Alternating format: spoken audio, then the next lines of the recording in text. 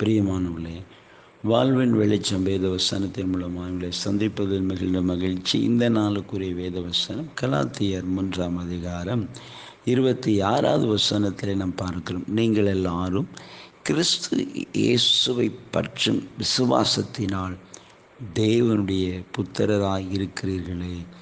பிரியமானவர்களே, கிறிஸ்து இயேசுவை பற்றும் விசுவாசத்தினால் தேவனுடைய புத்திரராக இருக்கிறீர்கள் என்று வேதம் சொல்லுகிறது.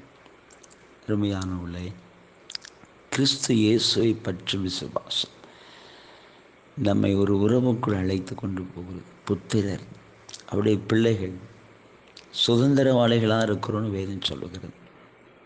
இப்போ ஆண்டவராகிய இயேசு கிறிஸ்துவை பற்றும் விசுவாசம் என்னையுடைய பாருங்க, விசுவாசமே இல்லை. கடைசி நாட்களில் பிசாசு நமக்கு இந்த விசுவாசத்தை என்ன செய்கிறான்? குலைத்து போடுவான். ஆனால் வேதம் சொல்லுகிறது, கிறிஸ்து இயேசுவை பற்றி விசுவாசம்.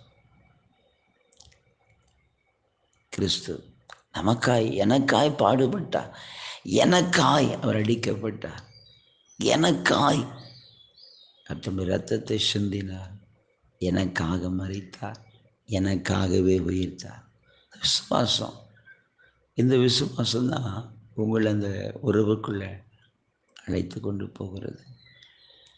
பிரியமானவர்களே, அந்த விசுவாசம் உங்களை சுதந்திரவாளிகளாய் மாற்றி விடுகிறது.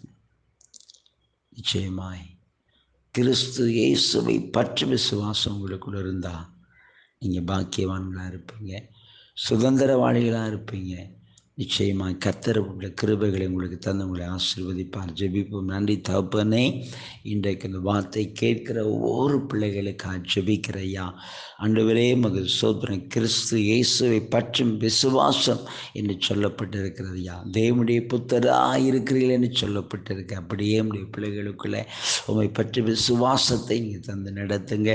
ஆண்டவரே, ஒவ்வொரு நம்மப்பா பிள்ளைகளையும் கர்த்தர் ஆசீர்வதிங்க.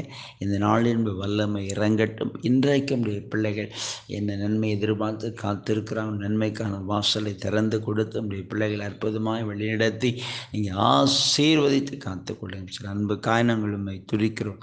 மீட்பிரேசும் நல்ல பிதாவே. ஆமேன், ஆமேன்.